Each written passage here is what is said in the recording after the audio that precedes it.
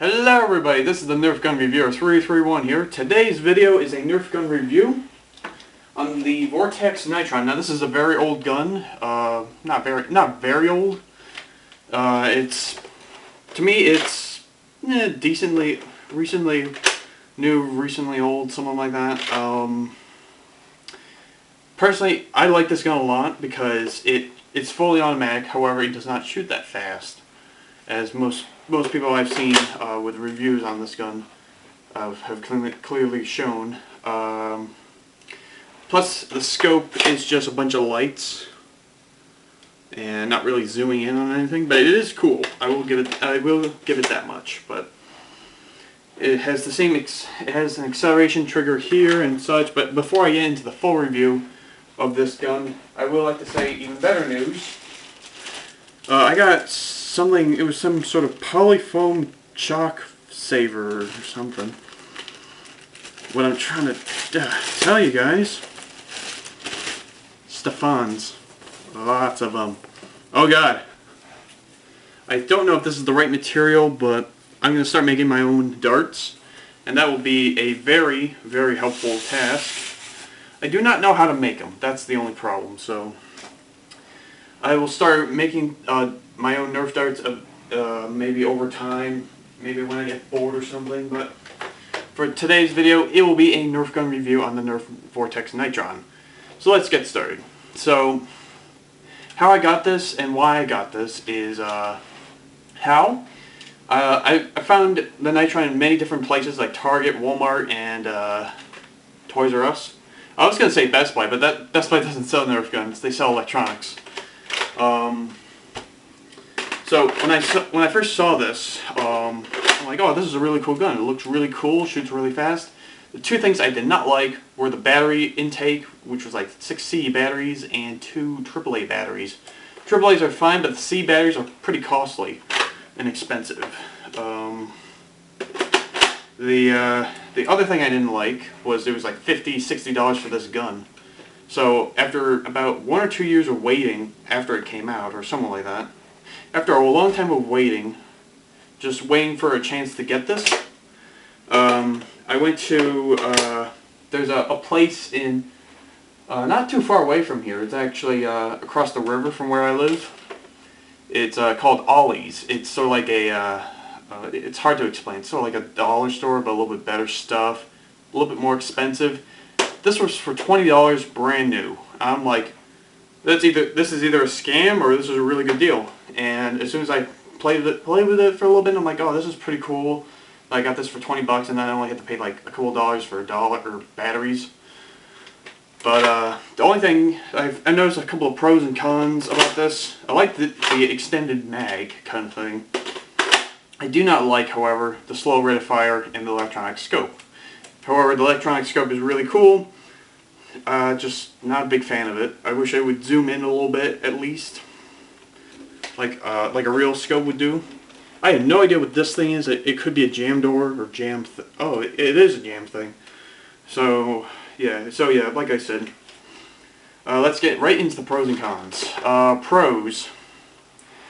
The pros about this gun are pretty good. I was pretty shocked when I found out that it shoot a lot slower than usual. I was expecting, you know, pew, pew, pew, pew, pew, pew, really, really fast. I'll give you a couple test shots. This is how it really goes. It fires like one disc per second, so that's pretty slow for me. I would like to do a voltage mod on this to make it go a little bit faster, shoot a little faster, you know, make it go farther. But that will have to wait. So yeah, the pros. It's a bulky gun, but it's like the perfect size for me. I can aim down pretty good. It's not really that bad for the stock part. I like the extra ammo clip holder. And the extended mag, always good. 20 discs, twice as much as a 10 disc clip. I like the scope. Like I said before, I do not like how it does not zoom in or do anything special. It just flashes. with lights and different formats. Like here, this is one,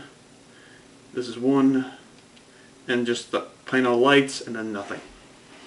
It would be better if they just gave us like a long shot scope and make it a lot more cooler. They don't have to use flashy lights and everything. That just makes it look more immature, in my opinion. Another pro would be the range. The range is also pretty good. So even though it shoots pretty slow, this would look pretty badass in some films I might be able to do, or any film that anyone has done. Like Final Cut Pro did a film with the Nitron, and I thought that was pretty cool. So that was the main reason I wanted to get this, because he made a video on Nerf guns. So yeah. Another pro would be, there's a little clip thing here and a clip thing here. It's also nice for, bandolier style, or put your gun behind your back kind of thing. And yeah, this is a really cool gun. A few major cons, but nothing too serious. Oh yeah, the grip. I forgot about this. The grip is in a great spot. If I aim down the sights and I was to do this, it's in a good spot where I can hold it down and everything. You don't have to worry about, having it too close or too far away. It's in the perfect spot. So I'm glad they kept it this way. Another pro, of course, is the tactical rail. You can put accessories, disc holder, which hasn't been invented yet, but I wish they would, so you have extra discs for, storage, in case you need a couple more shots on your clips, or a couple more shots on the Proton or something like that.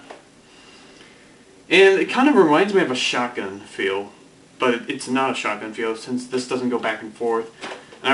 And since there's no shells insert thing here, kind of reminds me of that KGB from Black Ops 2, I think that's what it's called, KGB, or maybe that's something else. I don't know, it reminded me of some shotgun that started with the letter K. So yeah. So let's go into the cons. The cons, like I said, there are a few major ones. The scope does absolutely nothing. Do not like it. Well, most parts I don't like. The only thing I liked about it was, it's a pretty cool way how they got flashing lights and everything, but they could have at least made the scope zoom in a little bit. That would have been really cool. Another bad thing is the rate of fire is very slow, like I showed you before, and it also takes a while for the acceleration to kick in and everything. The flywheels, I'm trying to say. It takes a while for the flywheels to kick in and start shooting the discs further. So I do a countdown. Ready? 1, 2, 3, 4. And it's about like 1 to 4 seconds, and it all depends on how long you keep that flywheels keep on going and everything and such. The full auto got spit in my throat. The full auto part about this kind of makes me feel like it's semi-automatic, more likely, because if I had to do that, it's the same deal. It doesn't feel fully automatic. It doesn't feel semi-automatic. It just feels different, somewhere in between. So yeah, true handle, well, not so much a handle, but the true trigger part's pretty nice.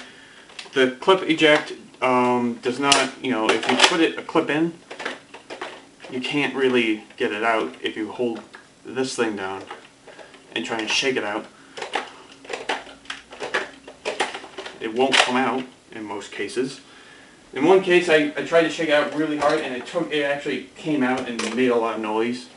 I won't explain much on that one, but so without further ado, I'll get into the overall part about this. The overall review on the Nerf Vortex Nitron is about, I would give it a fair maybe 7.5, 8 out of 10.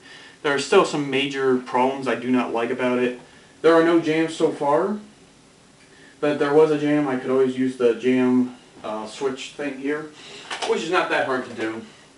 The the reason why I lost the points was the rate of fire, the batteries, and the zoom on the scope that didn't really work. And spike the batteries, the rate of fire, the scope.